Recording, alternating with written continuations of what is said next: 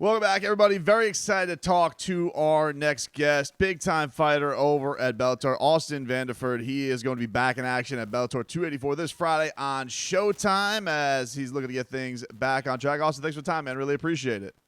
Yeah, no problem. Good to be here. Yeah, it's good to have you, man. It's good to have adopted South Floridian. How long have you been in South Florida now, man? It feels like you guys have been down here a while.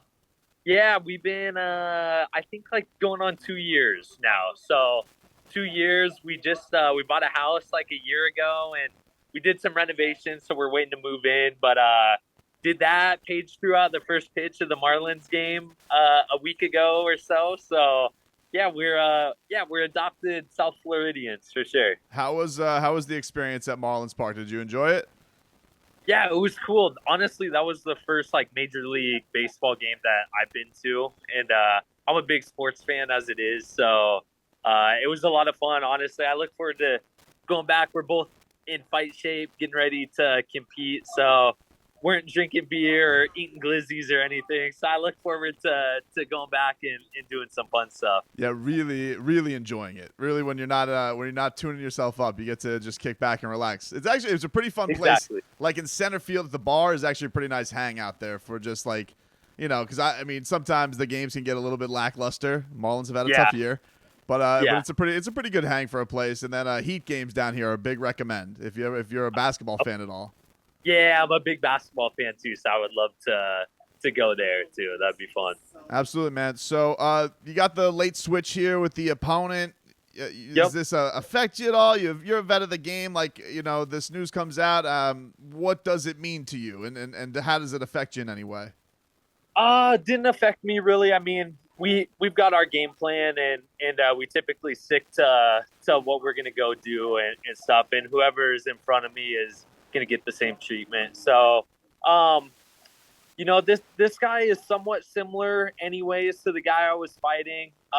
In my opinion, this opponent's probably a little better. I think a little more skillful than my last opponent. But like I said, same game plan. We're gonna go out, take care of business, and do what Austin Vanderford does.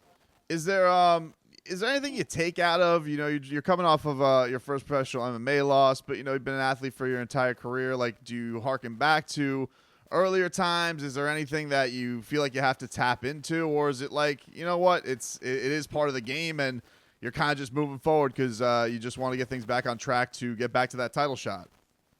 Yeah, a little bit of both. I think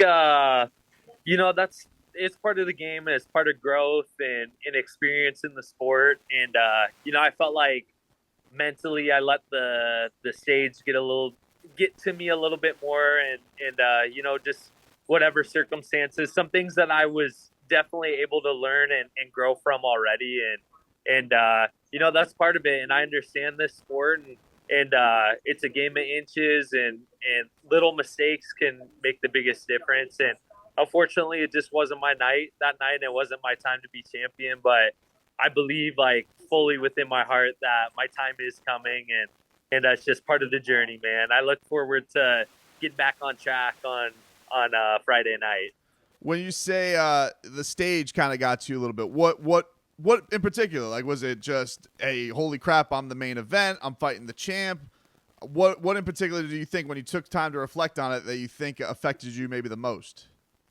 Man, honestly, I think some just self belief, and I kind of was fast tracked there to a title fight and to a guy with Gegard Mousasi who's got all the experience, and I don't think I gave myself enough credit that I should have, and really realized like, hey, I'm here for a reason and stuff. And sometimes it takes losses or situations like this to make you realize it. And that was one of the things, and I am thankful for the experience and what it's going to do to me going forward, because I believe so much that this is just going to make me a better and stronger fighter, and that's all that there really is to it. Was there anything tough as far as like people around you or anything like that afterwards? Like support system for fighters, people can be like rats off a ship on you guys. You lose a fight, everyone wants to kiss your ass when you're riding high. Like, did you notice that like afterwards, like after you take a loss, more people, not as many, you find out who your true friends are and who the true support system is, or did it mostly stay the same? It stayed the same. I got such a strong support system between my family, my head coach, my teammates, my wife, and my friends and stuff. So never anything like that. And I mean, I think everyone close to me realizes that that just happened to be the worst night of my career, and it wasn't me going out there and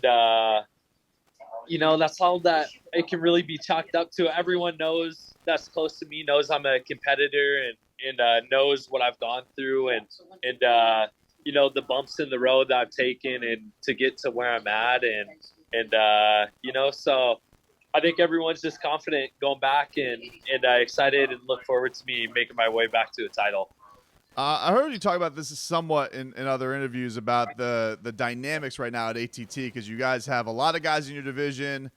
You got the champ there now. That's ATT. They had a little bit of this in the UFC with the welterweight division with Jorge and Colby and all that stuff.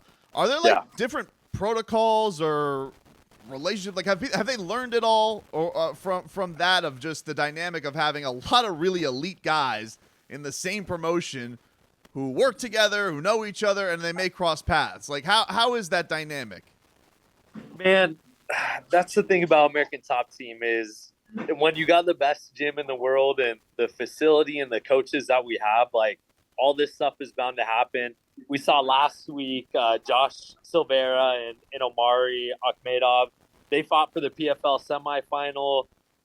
We got a future fight coming up with Andrei Arlovsky and a teammate at the gym, and everyone just handles it professionally, and we're actually a really close team too. Everyone is close. I know for myself with Johnny and Dalton being in my weight class, I'm there to help them all the way up until it's time for one of us to fight, and I feel the same with them, and I feel a sense of respect and camaraderie between all of us, and we all want each other to do well, and honestly, in a perfect world for me, my next few fights, my next fight would be with Johnny, and not because I want to go out and fight Johnny, but because I want Johnny to continue to do well and defend his title, and if he's there and if he and I are fighting, then that means I'm doing my job too, and I'm winning and making money, and that's just what I care about with all those guys. So I don't think any weird shit, in the gym. I think everyone is really professional, and honestly, that's what makes American Top Team such a great team is that to have the level of talent we have and the coaches that we have, and to be able to go out and make that work every day and stuff is pretty cool. Yeah, it's like, because I mean, look, I've only been there a couple of times for media stuff. It's holy crap, it's big. It's an unbelievable facility.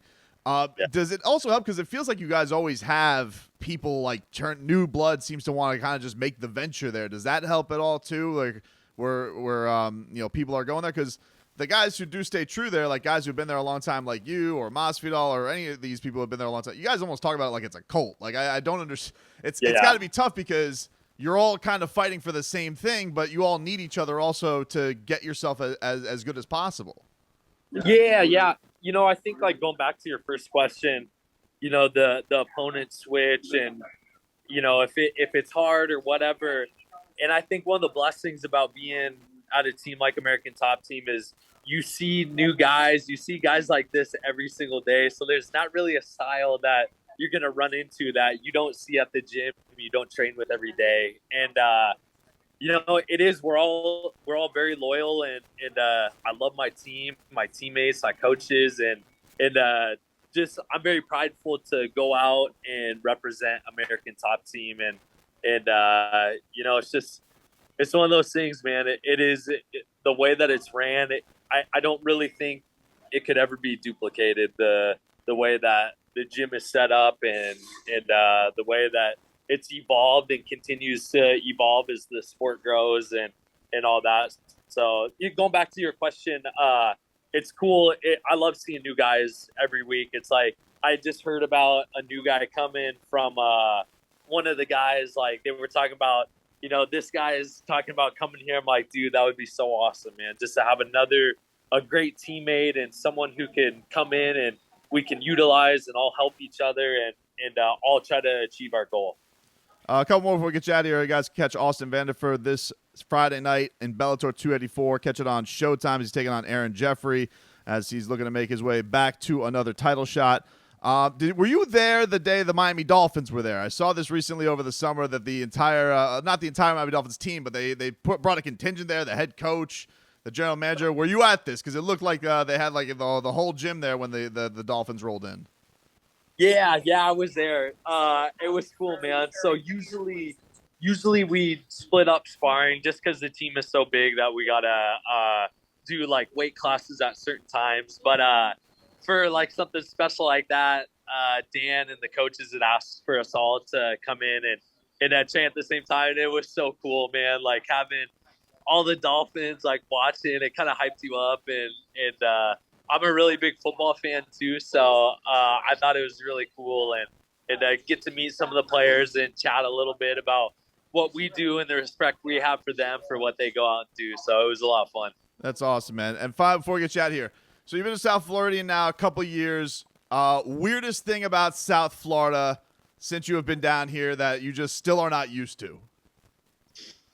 I mean, not really weird, but dude, the driving in South Florida is nuts, man. I'm from small town Alaska, so like it's on a whole nother level for me. Like I tend to try to make Paige drive because she's a little more used to like traffic and driving, but dude, the driving there is crazy. How fast people go and how they just don't really care about anyone. It's like, damn, man. Yeah, that's never gonna get better. It's get better. It's never gonna get better, and it's especially on I-95. It's dangerous, man. Scary, yeah. Paige wants to get a motorcycle. I'm like, no, you're not gonna go ride a motorcycle. Not in Florida. No way. No, I think that's a good choice. But get a boat. Get something like get something like that. You take something that. How about we just get friends with boats? Yeah, so we don't that's a much better choice because they always say the best days that you have a boat. The day you buy it, the day you sell it because it's a pain in the ass. So you know what? You check that on out, man. Hey, listen, best of luck coming up on Friday. Healthy fight week for you, and thanks for spending time with us. Really appreciate it. Yep, you too, Brandon. Good to see you, man, and thank you so much. Absolutely. Take care, man. Thank you.